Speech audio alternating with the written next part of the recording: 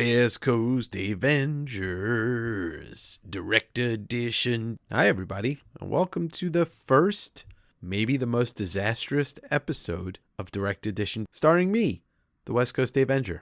Hi, you might remember me from such podcasts as It Came from the Newsstand. And so here we are.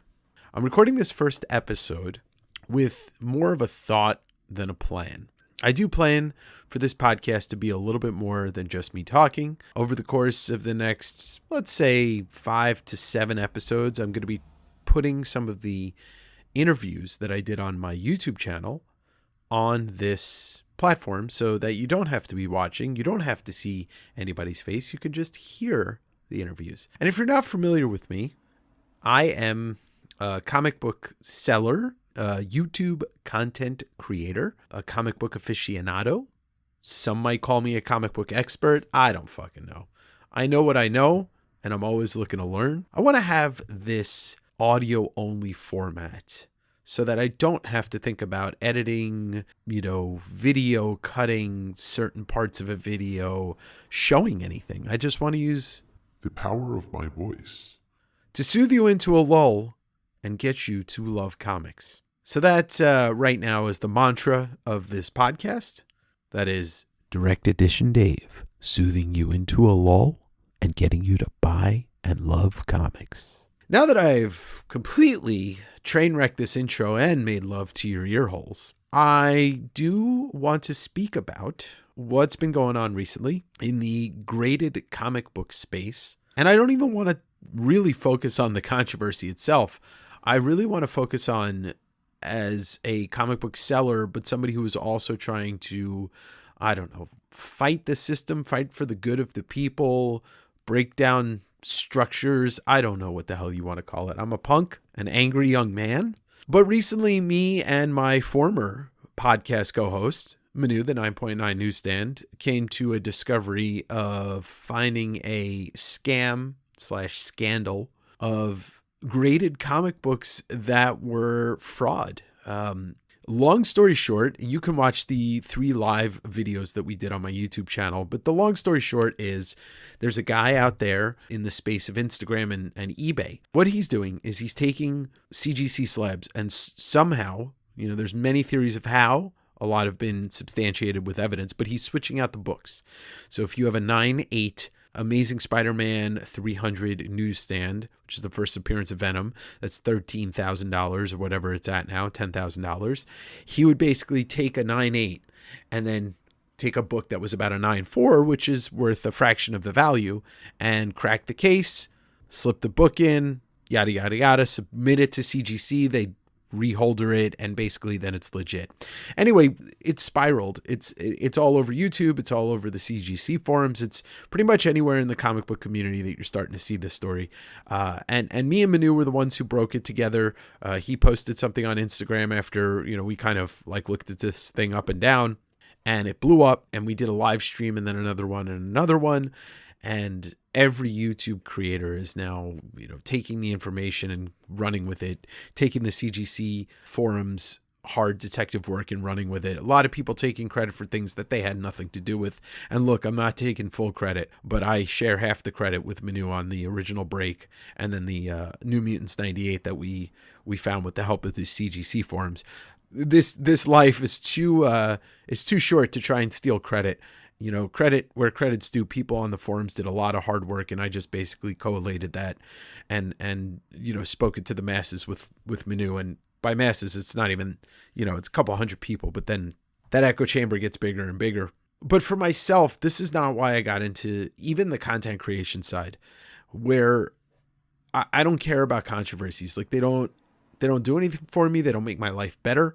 The only thing that this has done for me in full disclosure is, a couple hundred extra people subscribe to the channel, which, this is what I want. That's what I want. That's not how I want to get it. I am not somebody that craves that type of attention.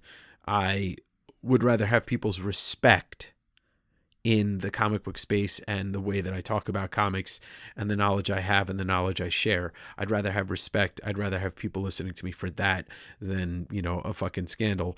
That being said, the scandal's huge. The scam could be upwards of over 10 years and $1 million or more. That is not data I completely have to substantiate, but when you're talking about the average book that this guy was selling was like 10K, and he's selling a couple hundred books a year or whatever, that adds up. It has been a little bit daunting for my mental health to be inundated with all of this information, and it is a little it's definitely tapping into my addictive personality a little bit, whereas I shouldn't be looking at this information. I shouldn't be on the CGC forums. Not even that I shouldn't be engaging with people, but I shouldn't be reading more and more about this, because it's not going to help me. It's not going to do anything for me. The information's out there and the information's growing. The most that I can do that might help other people is to go live and spread what I know. But once again, CGC at this point on December 27th hasn't said anything. Nobody knows where the path forward goes.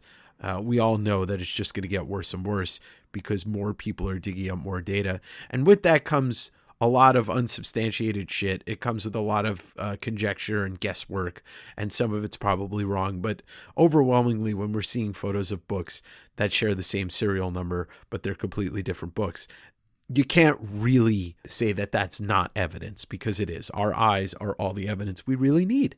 But it's still not healthy for me. I don't want to keep talking about this, and I'm basically making this my first episode of the podcast because that's what this podcast is going to be. It's going to be talk about comics, and it's going to be interviews with people. But this is a podcast about me also. And just like it came from the newsstand, was two guys talking very honestly and passionately. What we did was great, and I'm proud of the mark that we left on the, for people to listen to. But I want to continue with this. I like talking. I come from a long line of people that talk. My brother went to school for journalism, and my mom was a teacher, and my dad he just liked to talk. If you look at some of and I'm not comparing myself to them, but I do see myself in them. If you look at guys like Seinfeld or Larry David, Jewish guys that grew up in New York, they like to talk. And that's just who we are. I think it's a New York thing more than it is a Jewish New York thing, but that neither here nor there, can't deny the heritage. Moving forward with this, I just, I'm going to share stories. I'm going to share my feelings. I'm going to just share what I go through on a daily basis in this space. It's very small comparatively. This is not a podcast that probably will reach the masses, but if somebody's into it, that's all. I'm into it.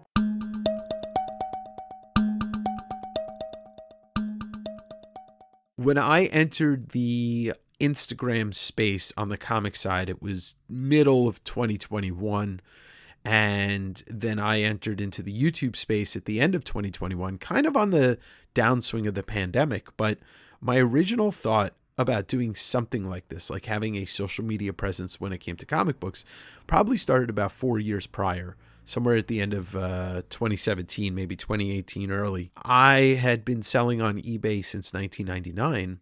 At some point, I realized I was tired of paying eBay, their fees. I was really sick and tired of it. And I used to sell autographs, sports memorabilia, stuff like that back in the late 90s, early 2000s, because I collected that stuff in person. I was some people call autograph hound. I guess that would be the term that people use. Towards the end of 2017, beginning of 2018, I was like, I have to figure out a way to be able to talk about this stuff, but also have a place to sell it centralized and not lose money on fees, because that really is a killer. 15% a year on all your sales. It's a lot of money when, you're already working a job and you're paying your taxes. Then why do I have to pay more people to sell stuff? And so it was always a thought, but the pandemic kind of turned it into this thing where, you could, because everybody's sitting at home. So I remember I was talking to Dave Correa, the other West Coast Davenger, who started this kind of thing with me, even though he was never part of the selling side. I remember him saying to me, he's like, you should just shoot a video and see what you like about it and see what you don't like about it, and then you can go from there. And so I sat at my kitchen table, and I had just gone to this huge garage sale that was just the most amazing thing. It was right after I met my buddy Joe, and we met up at this garage sale, and he got a head start on me because I was late, and it was books for $1 each. and there was an entire McFarlane Amazing Spider-Man run. There was an entire McFarlane Hulk run. There was a G.I. Joe run. There was, all of these crazy good books. And Joe got the ASM 300, but he was like really like going too quick. And I snagged up all the other McFarlane ASM, including the 316. I got the Hulk 340. We both made out like bandits. It was $1 a book. And in hindsight, obviously now, I'm like, should have just bought everything and then sorted it out later. But I remember coming home and I was like, I was shocked at what I got for $1 each, and they were all minty books. I want to say that both the Hulk 340 and the ASM 316 that I didn't press both got 9.6s. I sat at the kitchen table a couple days later and I just shot a video of me talking about the haul. And that's what I really wanted to do, is like, I'm buying all these books. I was still working for the post office. So I didn't, I wasn't really thinking about like, this is going to be what I'm going to end up doing for the foreseeable future. But I just did it. Like, it was one of those things where you think about it, and, I had an old YouTube account, but I never posted anything of myself. I had always posted videos I shot at concerts, full sets of some bands, and, those are great videos, but those lie on my personal account. But I never made it about my interest in collecting and my interest and how I go and find books. And, I'd been going to garage sales a lot that summer. And so I shot it. I sent it to Dave, and Dave's like, this is great. He's like, you need to refine it a little more. You got to get a tripod. You got to get a microphone, all these things. His experience with YouTube is very minimal, but, he shot videos with his old pal, Alex Pardee, the Zero Friend stuff. But he just, he's got a good notion for production. And so I was like, yeah, okay, all right. And I think it was maybe a couple weeks later, I had gone down to the Bay Area. Me and Dave did a couple of days of hunting books, going to flea markets, etc. And we went back to his studio, and I guess it was the night before I left. And he's like, do you want to shoot a video? And you could talk about the haul and what you got. And I was like, yeah. And the confidence that instilled with me, it takes a special kind of confidence to have somebody watch you while you're shooting the video. And I said, fuck it. This is one of my best friends. Like, I don't care. He can watch me. I can fuck up. And we shot the video, and that became the first video of the West Coast Davengers. And at that point, it was just all about, like, I know I'm going to go looking for books every weekend, maybe even, multiple times a week. I might as well start filming stuff, and I might as well talk about these books that I'm getting. And over the next couple of weeks, it was just like collection after collection after collection. Go to this store, go to that store, hunt for books in my specific way, which is, just looking for certain things that maybe most people don't. That's always what I've been good at. It's the phrase is like, when everybody goes right, you go left, or, when everybody goes left, you go right, or whatever the fuck it is. You know what I'm saying? But yeah, I really just took to it. Because talking about books, it was something natural to me, and I didn't realize how much knowledge was just sitting in there, waiting to be activated. I do have to give the big shout out to two people that'll never hear this, but I've talked to them before about it. Ed Pisker and Jim Rugg for Cartoonist Kayfabe. I was watching that, pretty much just gobbling it up every morning, and just listening to them talk about books and listening to them flip through Wizards magazines and talk about books, it started bringing back all this stuff that I already knew.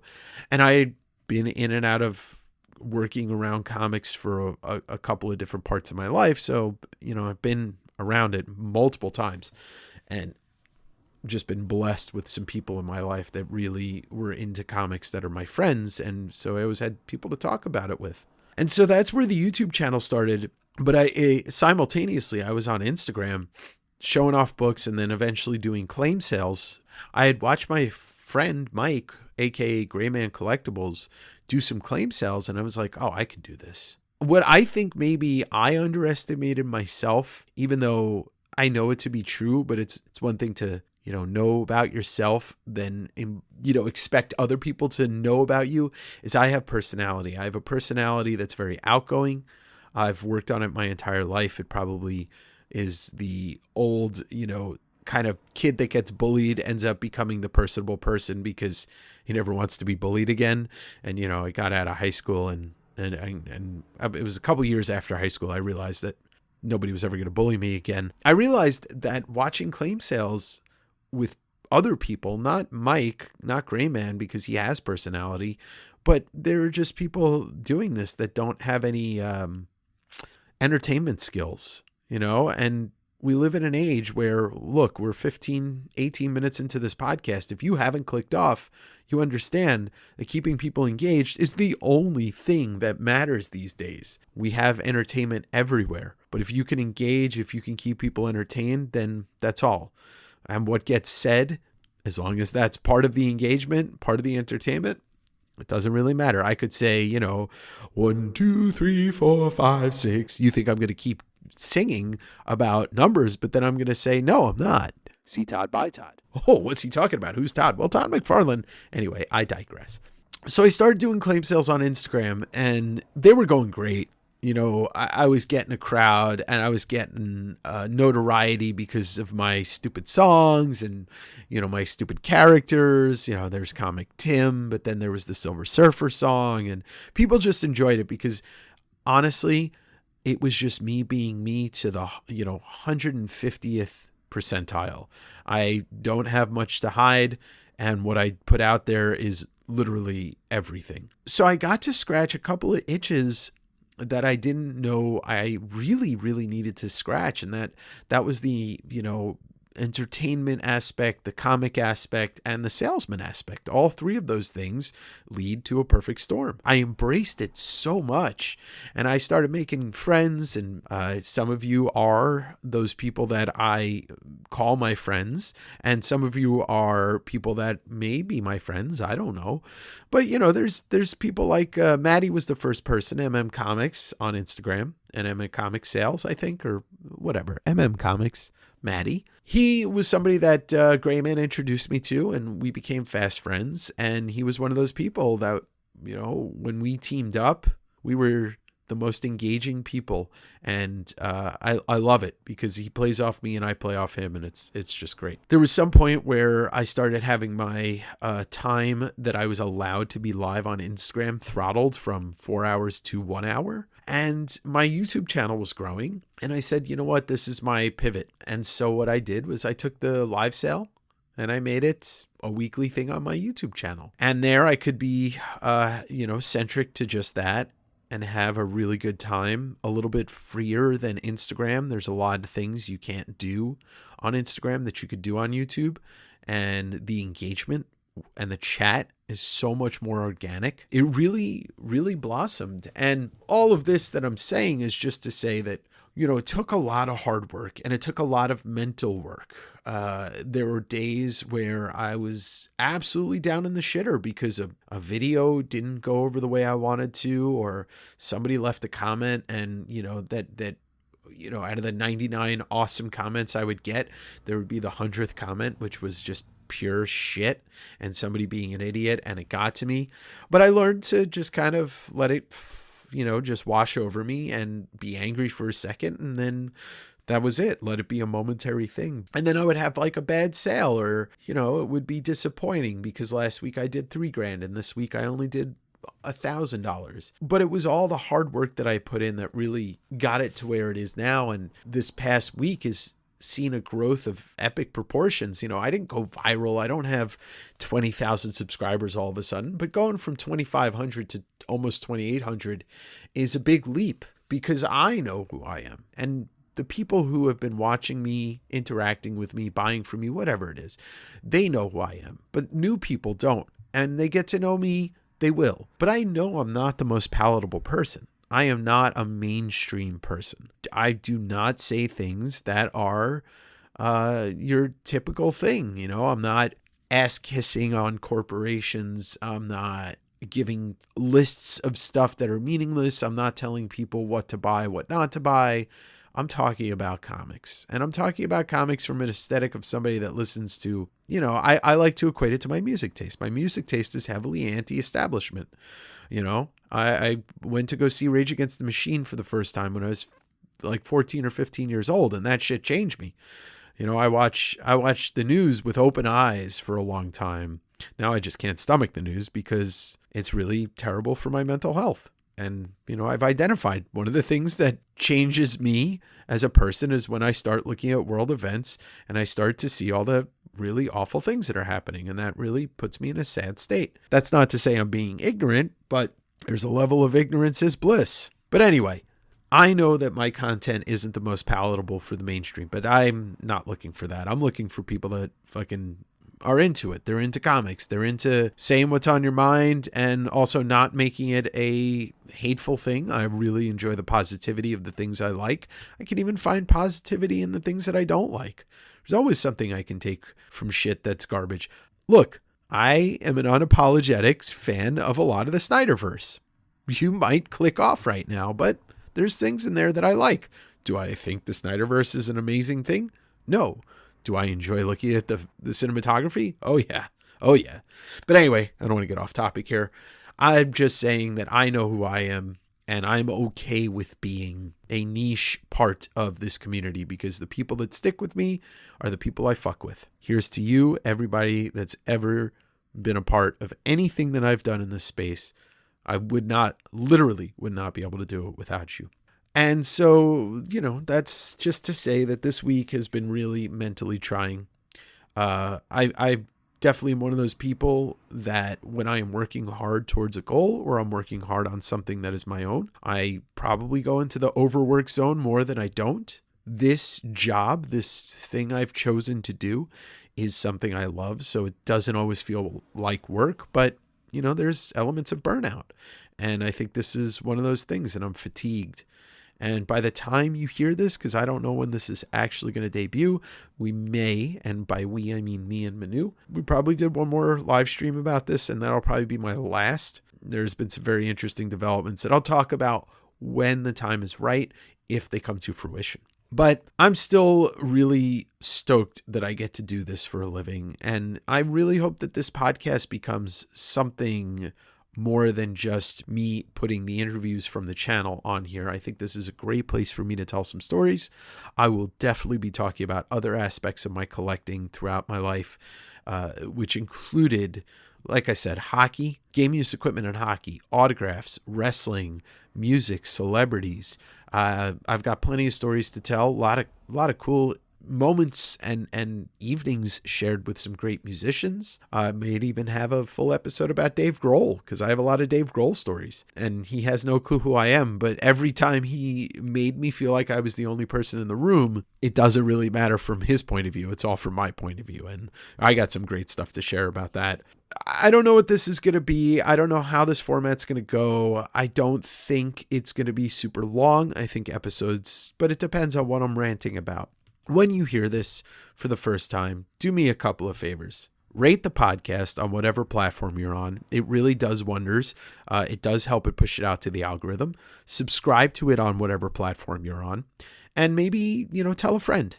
You could tell them, if it's somebody that listened to It Came From the Newsstand, then maybe they'll want to listen to this. There's definitely going to be heavy comic content on here, but it is going to be more about the experiences seen through my eyes, the things I've struggled with, my life, and also interviews and just fun fucking stuff. Good stories, good stuff to laugh at, stuff to get you through your workday, maybe something to ease you into a slumber. A little ASMR.